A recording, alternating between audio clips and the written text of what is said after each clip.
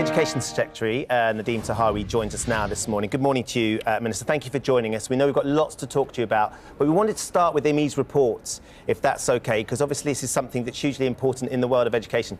One of the frustrations for Immie and for her family is the length of time it's taking people to get a diagnosis. But beyond that, of course, is the fact that Immie is now having to train teachers, as 15-year-old, 16-year-old herself, train teachers to look out for the signals of autism. What can you say to Immie this morning, Mrs. Tahawi, to reassure her that actually this is something that the Education Secretary is going to take seriously and trying to help those teachers to spot these signs? Because the 4-year wait to get a diagnosis is difficult enough, but also those other parts where the teachers aren't necessarily trained to spot those signals of autism are hugely important, aren't they? They are absolutely, you're absolutely right, they are hugely important. We actually recently, in July, launched the National Autism Strategy, and that followed a call for evidence. So we had something like 2,700 families and young people responded with the evidence that informed that strategy, so that we can have better detection, spotting, as Immie quite rightly says on your programme, and of course then diagnosis. That can always improve, and I would happily look at Immie's work as well on this. This is important that we get right, and of course we then have to work with the Department of Health, because obviously CAMS, which sits under Health, that does the diagnosis work as well. So the two departments and our work with educationalists, with school leaders, with teachers is equally important. I mean, I can feel teachers everywhere thinking, oh my goodness me, yes, that of course would be great, but where is the support and funding for it? Teachers unbelievably overwhelmed and stressed, not just by the pandemic and managing getting youngsters ready for exams because of all the problems there. And this has been building for a long time, hasn't it? So would you be prepared to fund and support elements, not just of autism spotting, but other challenges that youngsters might have and methods of teaching being part of the training? Look, I will absolutely look at anything that can help enhance that strategy. The strategy was based on a lot of evidence from young people and from parents. 2,700 actually sent in when we asked for that call for evidence. We've gone further, and in the spending review, in the budget, I secured £2.6 billion, which would treble the investment into specialist provision, both in mainstream schools and in special schools, for children with SEND, so not just autism. And of course, the core budgets of schools, we did well in the budget, where per pupil increase is about £1,500 by 2024. So lots of investment into education, including on recovery. I've got now £5 billion in total going into recovery, including the additional £1.8 billion that I got at the budget, where we're focusing it on the children, the young people with the least time left to recover. So 16 to 19-year-olds, 800 million, and then for secondary and primary schools, focus on disadvantage and prior attainment, another $1 billion, taking the total to $5 billion on recovery, because it's important that we recover that lost education from COVID rapidly. Well, look, Immie and Jonathan are still with us as well, so I know that hearing the Education Secretary talk about the fact that support is going to be there and they have taken this consultation is hugely important. So let's hope we can get those wait times down in the diagnosis, because that's been fundamental for you and your family. It's great that we're just talking about it. It's fantastic. And we're getting a response from the government minister. So we appreciate that, Education Minister, for sharing your thoughts on that this morning. We know we sprung that on you slightly, but obviously it's a hugely important issue. You're there in Glasgow at COP. Let's talk about COP26.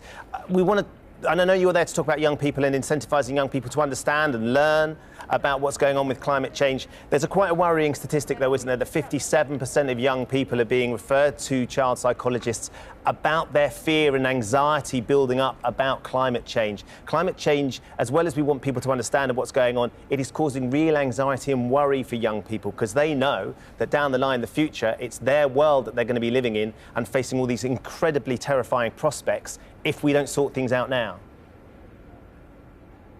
And you're absolutely right. And my 9-year-old said on Monday morning, Dad, you better be going to this meeting in Glasgow. I said, it's a massive summit, Mia, and I'm absolutely going, and I'm taking my other ministerial colleagues to Glasgow as well. And today we're launching our climate strategy, the sustainability and climate strategy, as well as, of course, bringing education ministers together here to learn about what other countries are doing. We're launching the new model primary science curriculum that will hopefully enrich the young minds in primary school about climate change, but also we are working across the sector with teachers on making sure that through the strategy that we're launching, we will co-create the enrichment into science education, into geography, into citizenship,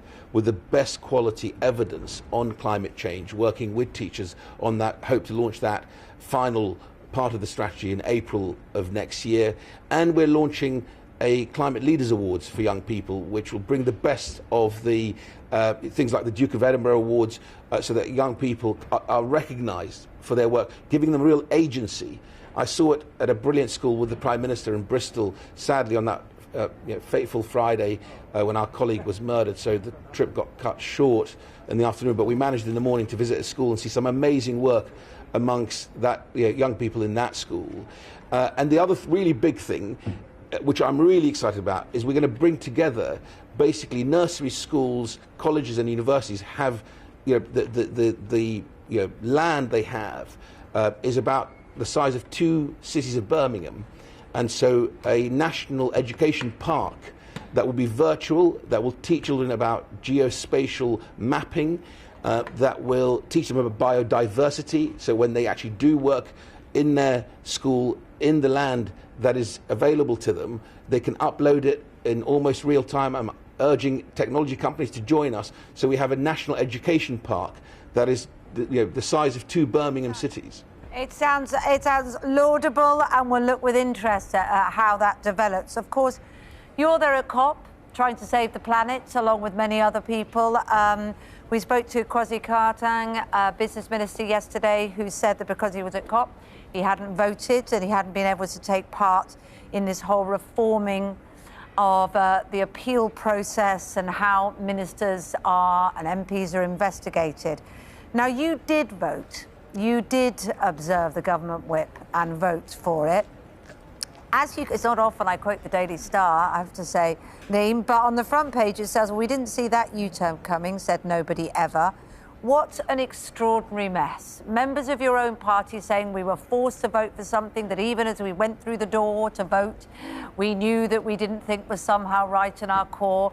Members from opposite parties saying that they actually purposely stayed absent because they agreed in the reform but didn't want to support the removing of the suspension for Owen Paterson. At the centre of it, a tragic situation where an MP has resigned and they're desperate because their wife committed suicide because of this process. How on earth did the government misread this so badly?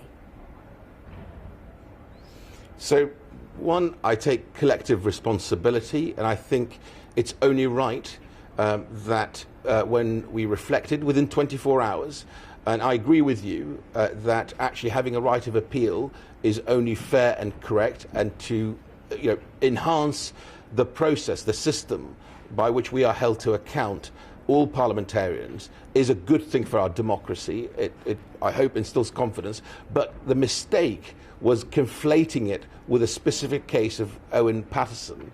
And I think it's human, but it's also right. I'd prefer a leader and a government that reflects within 24 hours and returns to Parliament and said, look, we shouldn't have conflated these two things. We all agree and we should work on a cross-party basis. If I may interrupt you, who would have realised it the 24 hours before and not done it? Did you believe that Owen a suspension should have been dropped? Did you feel comfortable about that? Have you looked at it? Have you looked at it in detail before you voted? Did you think that he had broken the rules? So, as I said, look, there was a committee on standards, and they had reported on what Owen had done. The Prime Minister's been very clear that paid lobbying is wrong and should not be tolerated. Yeah, but and it was did you agree with the committee's decision that it was wrong? I'm going to get... I just want to know if you agreed with the decision that he had broken the rules before you went in to vote. And did you feel uncomfortable about that? So I'm going to get to... Okay, I'm going to get to that point. There's a report that was delivered. Owen challenges that, and there are apparently 14 statements that have gone in challenging some of the evidence around this. He and every other parliamentarian should have a right of appeal. I think it's right that we introduce a right of appeal like there are in many, many professions in our country. We should work on that. What we shouldn't have done is conflate the two and link that reform, which is a good reform, a fair reform, with a particular case of Owen Paterson, which is why Jacob Rees-Mogg, representing the government, leader of the House, came to the House and said, actually, we'll have a vote on Owen and the report by the Standards Committee this week. Of course, that was overtaken because Owen decided to resign. What is important is to put our energy collectively, set our differences aside. My appeal to my colleagues is let's work together to introduce an appeals process. It's only fair for all parliamentarians going forward, and I hope we can do that, and we will put proposals forward and hope to get that cross-party agreement on that. The mistake was conflating the two.